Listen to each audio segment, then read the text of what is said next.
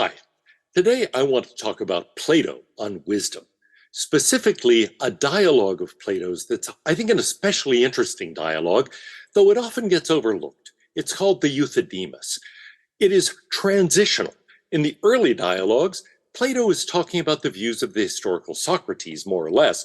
I think he is making some sly comments between the lines about his own opinions of those views, but nevertheless, the views being presented are more or less those of the historical Socrates. In the middle period, for example, in the Republic, we get Plato's own view of things, at least at that stage of his life. In many of the later dialogues, he critiques those and seems to suggest there are serious worries that he has about them. But in the middle period, he seems fairly confident, and Socrates in those dialogues puts forward some views, sometimes with some hedging at the end, but sometimes without. The central question of the Euthydemus is simply, what is wisdom? And it turns out, according to this dialogue, that wisdom is an interesting kind of thing. It is a very puzzling sort of thing, and the dialogue leaves us with a question of what kind of thing it could possibly be. In some sense, I think Plato doesn't give us an answer here, and so from that point of view, you could say the dialogue really leads nowhere. But it turns out that that fundamental question, what is wisdom, is something that occupies Aristotle and then later Hellenistic philosophy to a remarkable degree. And people see the problem that is outlined in the Euthydemus as central to what they're trying to solve, what they're addressing in constructing their own analyses of wisdom. So let's begin. In the Euthydemus, Socrates and his interlocutors discuss a number of questions. They talk about what is good. They start out by just listing good things. If you ask what is good, well, this is good, that's good, and so on. And it's easy to construct such a list. Knowledge is good, pleasure is good, wisdom is good, but also ice cream sundaes are good, and so on and so forth. You can come up with lots and lots of things that are good. The question is, well, what is it that really makes them good? That's a much harder question to answer. Now, you also face the question, look, this is a big, long list. Are there fundamental things that are good? What is the essence of being good? After all, some things seem to be good, mostly for the sake of other things.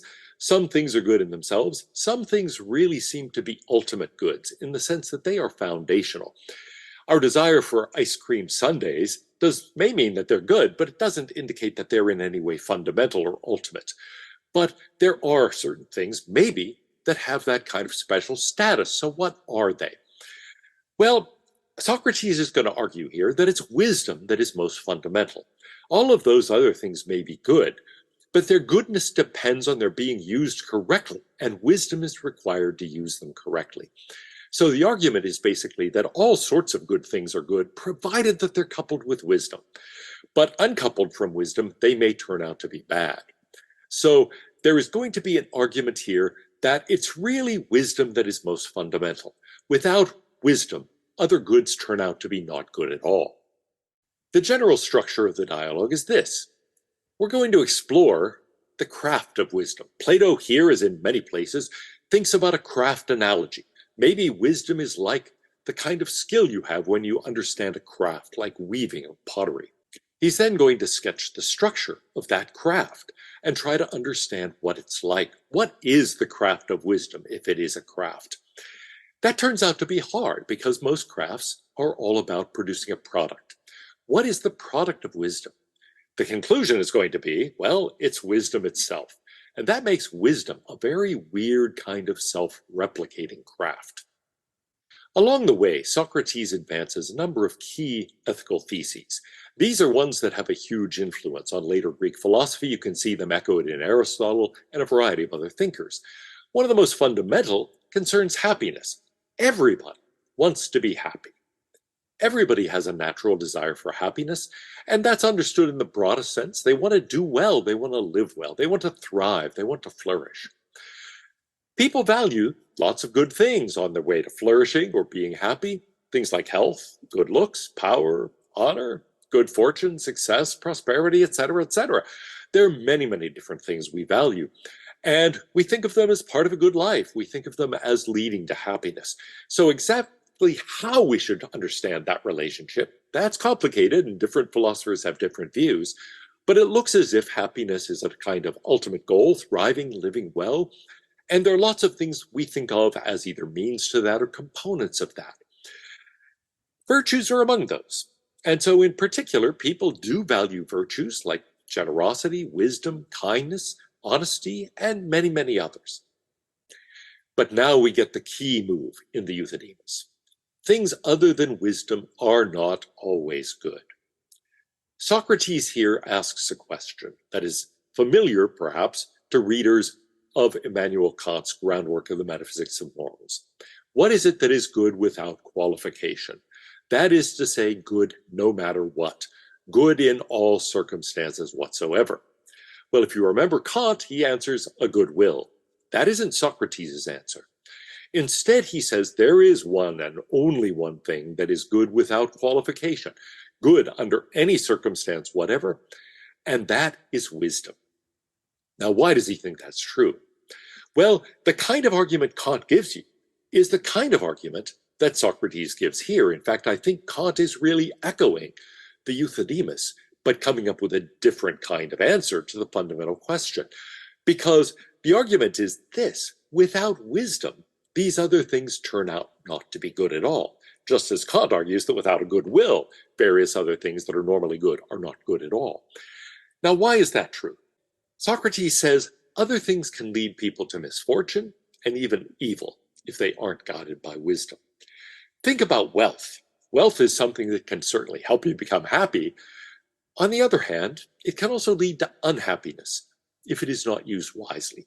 Think about all the people who attain wealth very suddenly when they're quite young. People who are TV stars or movie stars or rock and roll stars or something like that. Often they end up destroying their lives. That prosperity, that fame, the success they enjoy at too early an age turns out not to promote thriving or flourishing or living well. It turns out it leads to the opposite of happiness. And so it turns out not to be a good thing for them at all. Why? Because they haven't yet developed the wisdom to know how to respond to that good fortune, to know how to use their wealth and fame and success correctly. You've got to couple various kinds of goods with wisdom. Only wisdom itself is always good. It always makes you better able to use whatever good you have to make the best of what circumstance you're in. Now, at this point, Socrates asks the question, well, what is wisdom? If it's the one thing that's good without qualification, always, well, what is it? And he says something initially very surprising. He says, actually, some people say it's good fortune, good luck, that's really fundamental. He said, well, that's the same answer. Wisdom just is good fortune. Now, that seems like a very odd thing to say. You can imagine people who are lucky but not very wise, wise but not very lucky. And so that seems preposterous. What does he mean? Socrates qualifies this. He says, well, it's true for the most part, as a general rule. And he concludes that wisdom brings good fortune. In other words, the wise have no need good fortune. If you're wise, you don't really need luck. Now, I'm not sure that's true. It seems to me that wisdom involves making the best of your circumstances, but still it requires luck. Even the best possible course of action, after all, might not have guaranteed success. It might just be the most likely to lead to success. And so it still seems as if good fortune is required. So that part of the argument seems to be pretty unconvincing, and Socrates doesn't give us much reason to accept it. But he then advances a claim that seems much more plausible, which is that pursuing good fortune is just pursuing wisdom. After all, luck, good fortune, seems like that's something that's largely beyond your control, but it's not entirely beyond your control. You can actually set yourself up to take advantage of fortunate situations and to try to keep yourself from being harmed by unfortunate situations. So if good fortune comes, you can take advantage of it. Bad fortune comes, you're not destroyed by it.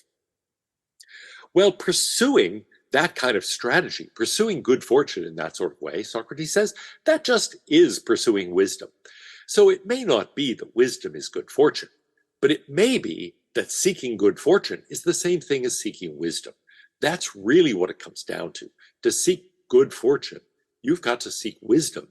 And wisdom will enable you to learn how to limit the damage that bad fortune can do for you and to increase the benefits you gain from good fortune.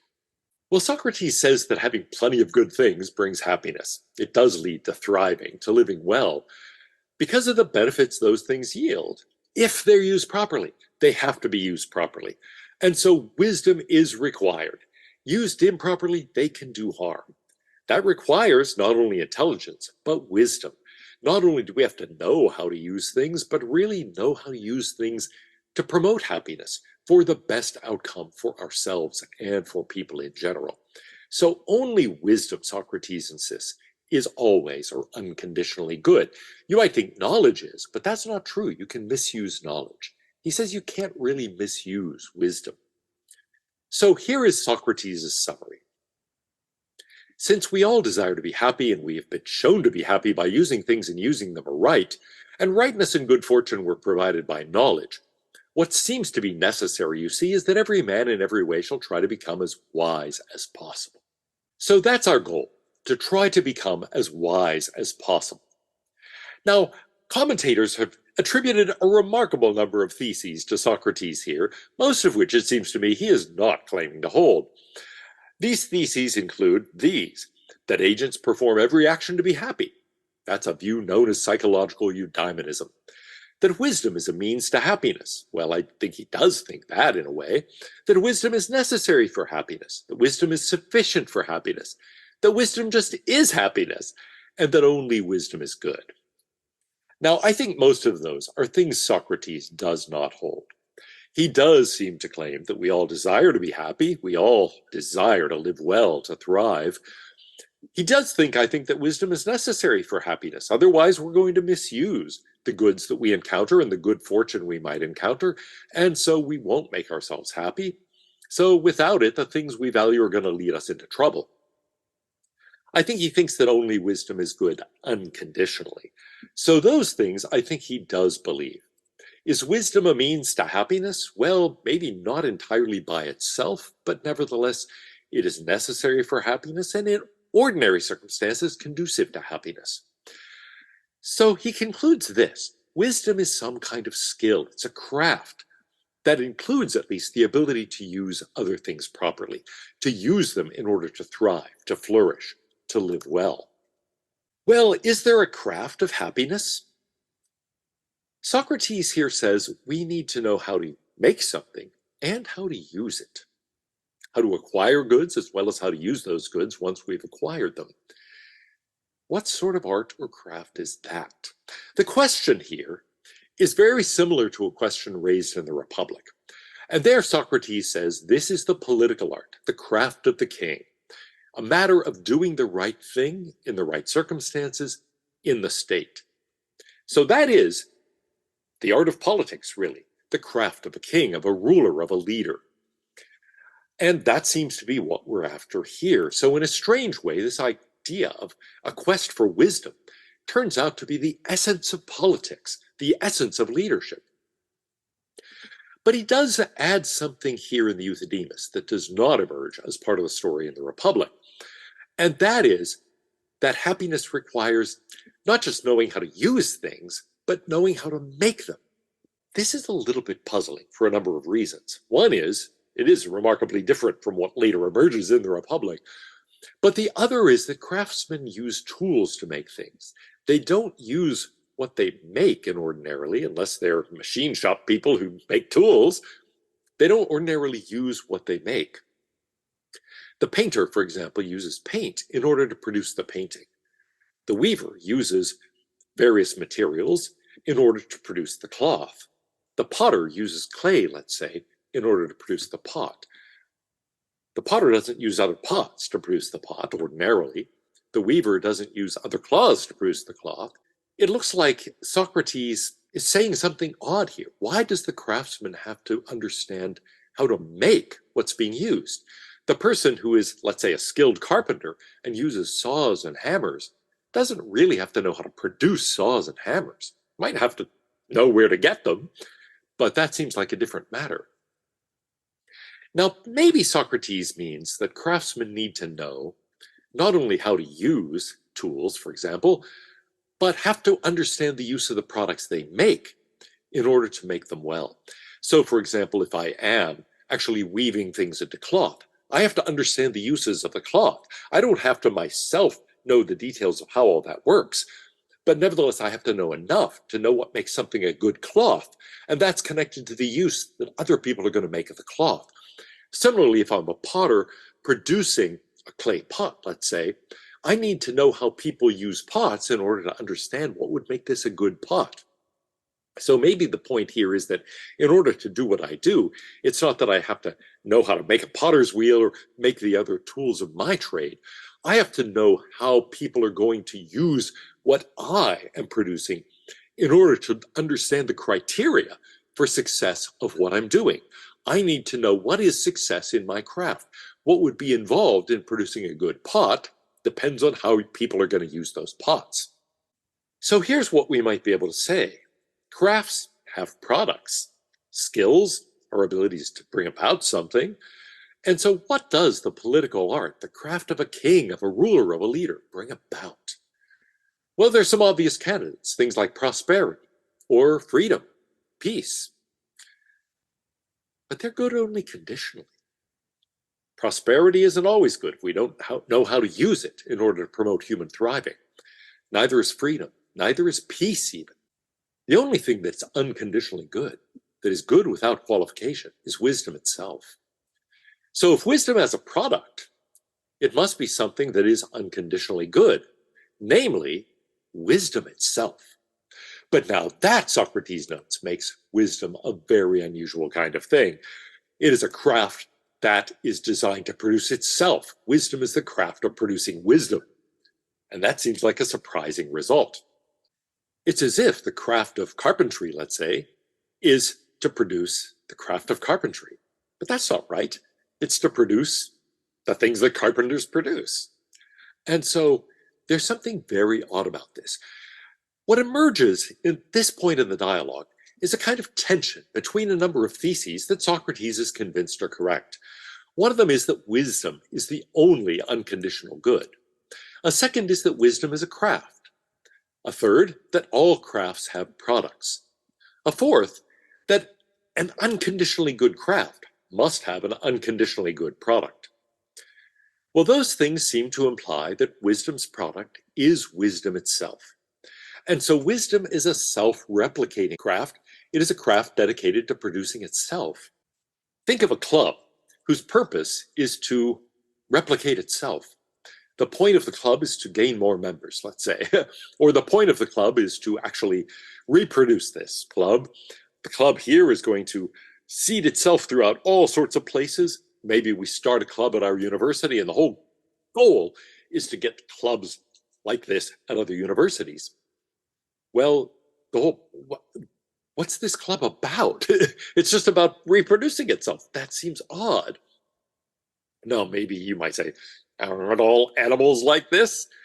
Maybe, but still, it's an odd craft. We don't tend to think of animals as crafts.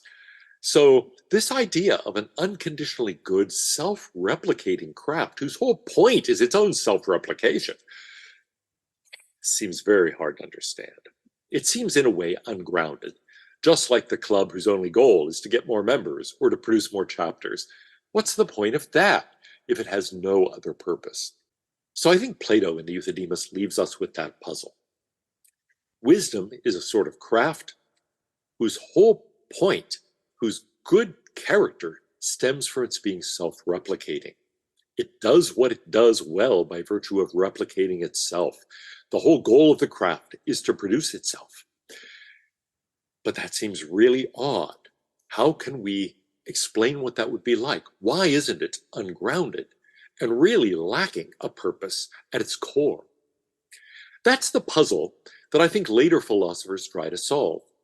Aristotle tries to solve it. He starts from Socrates' point that everybody naturally desires to be happy and says, okay, that's the goal, happiness, thriving, living well. The Stoics also take it very seriously, and they give a different kind of answer. And so Aristotle's solution, that the product of wisdom is not wisdom itself, but instead happiness, thriving, living well, that jives very nicely with Socrates' premise that we all naturally seek to be happy. And it also explains that this isn't just a self-replicating craft. It is happiness, thriving, living well, flourishing. That is at the core of what wisdom is.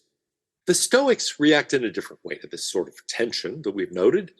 They reject the idea that all crafts have products. They say, look, the ultimate good is really not happiness, but virtue. Wisdom is a central virtue. But what is the character of wisdom? It isn't just to replicate itself. Instead, it is to explain how to use the other virtues. But still, what is wisdom? Well, it's a higher order craft for them. It's the ability to use other crafts and other kinds of goods successfully. So we have to know how to manage the virtues. We have to know how to respond to various kinds of goods in the world and in ourselves and in other people. And wisdom is the higher order craft that allows us to, as it were, manage the crafts and the goods correctly. Here, I don't think Socrates has an answer. So in the end, the Euthydemus leaves us in much the position of the early dialogues, where people say, so what is piety? Or what is courage? Or what is virtue? Well, we haven't really come up with an answer. Here, what is wisdom? Well, it seems to be a self-replicating craft, but that seems to give us this puzzle, that if so, it seems ungrounded and without any real content. How do we understand that? The question hangs, and it awaits the answers given to it by Aristotle, by the Stoics, and other later philosophers.